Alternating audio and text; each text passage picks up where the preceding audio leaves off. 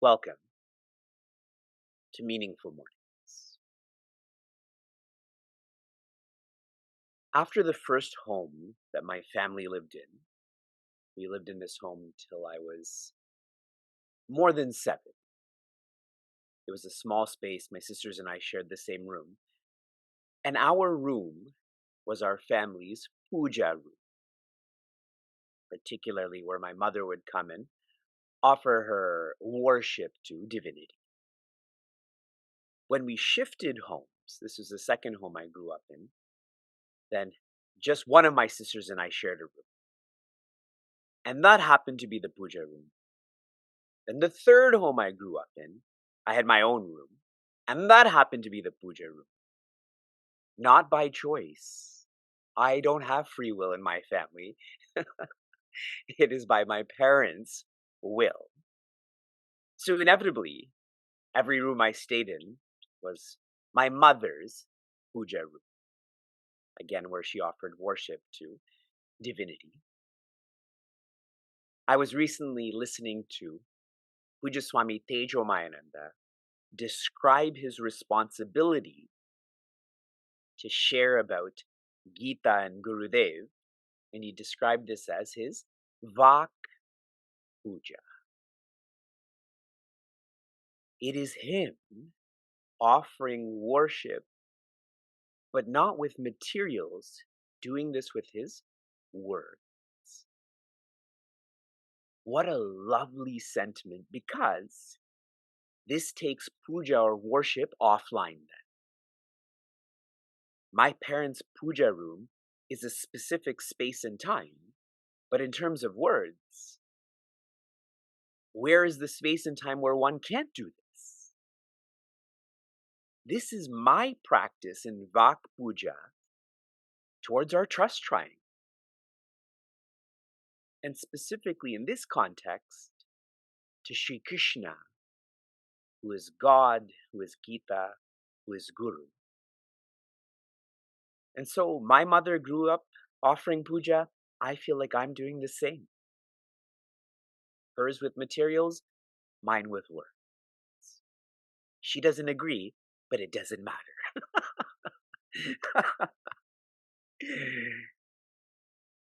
Shri Krishna completes his review of chapter 6 with two incredibly potent words.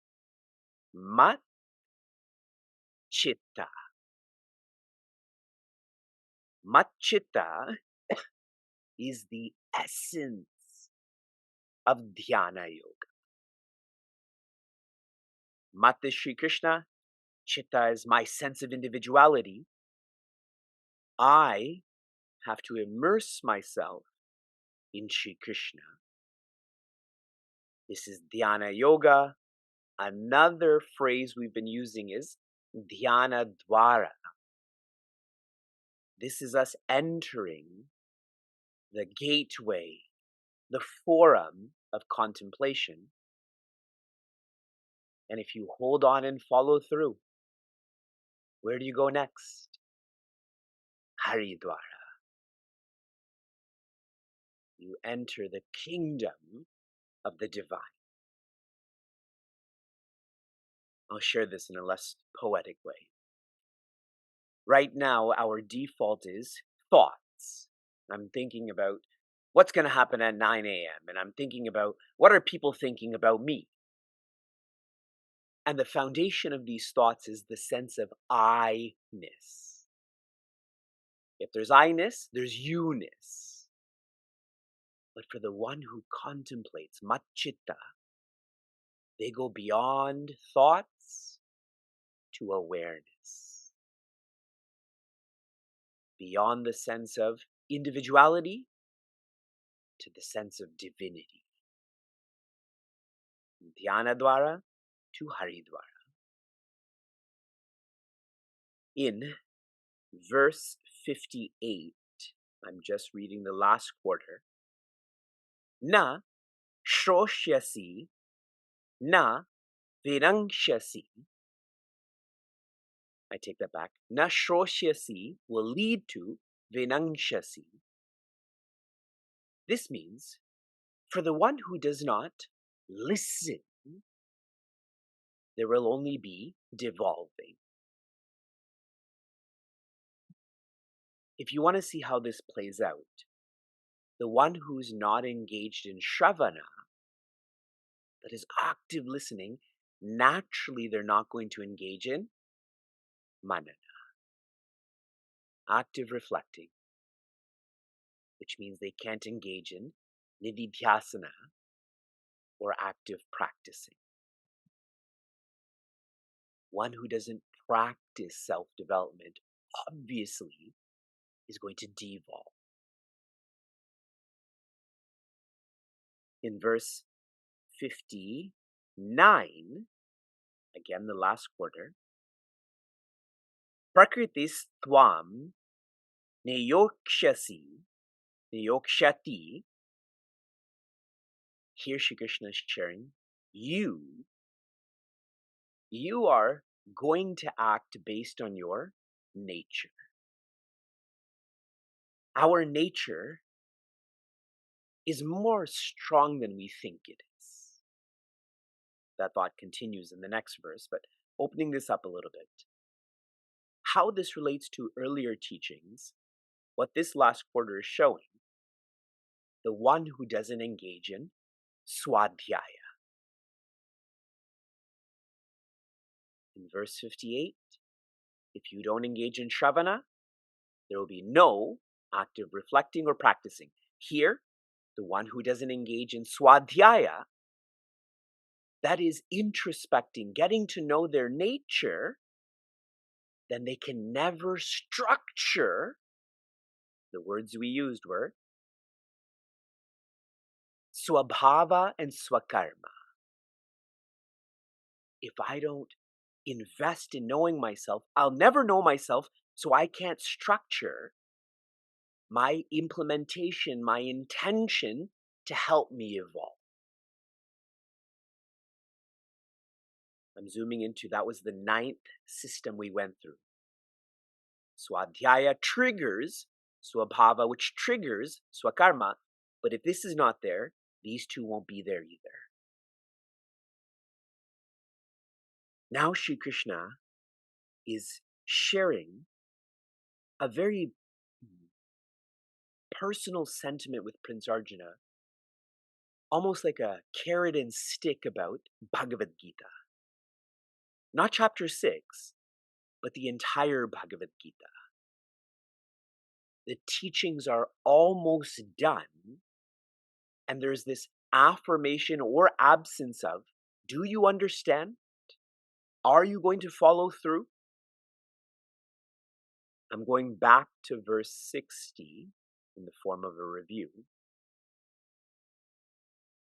Swabhavajena kaunteya nibaddhasvena karmana kartum nechasi yat yanmohat karishyasya vashopitat. Joy. Swabhavajena, from one's personality type, O Prince Arjuna. Nibaddha, one is bound or forced, svena karmana, to act accordingly. Kartum na ichasi yat mohat, even if you desire not to act according to your nature, but this is a form of delusion. You thinking that you can go past what your nature is forcing you to do. Karishyasya avashaha apitat, you will fail and you will have to act according to your composition or personality type. That's the translation. Here is the implication. This verse is almost identical to chapter 3, verse 33. Chapter 3, verse 33, Shri Krishna takes this to a farther extent and says, Jnanavan api. Even for the one who is apparently wise, their inner world is going to force their outer world. One can theorize about, I know all of these things, but unless one is applying themselves, they'll be forced to think and speak and act in a certain way. And so what Sri Krishna is trying to share with all of these, what appears to be confusing teachings, is the importance of practice. Theory is not going to work. One more reflection on what we're supposed to do with these types of sentiments. Evolution, that is changing one's inner world, this is successful when one is steady. Revolution can happen in an unsteady way. Evolution can only happen in a steady way. That's why I tease all of you that you don't join on the weekends, and the most people join on Mondays, and day after day it becomes less. See, in the secular world, you don't have to be steady. For a salaried employee, don't go to work today. They're still going to pay you. The subjective science doesn't work like that. Yesterday, when I was flying from Portland to New York to Buffalo overnight, yesterday was the first day in 127 straight days that I didn't have a class. Multiple classes. First day in 127 days because classes are complete. Meaningful Mornings was covered. And now that seems like a burden.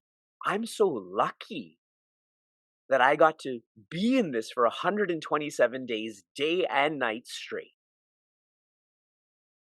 I did rest well yesterday, for your reference.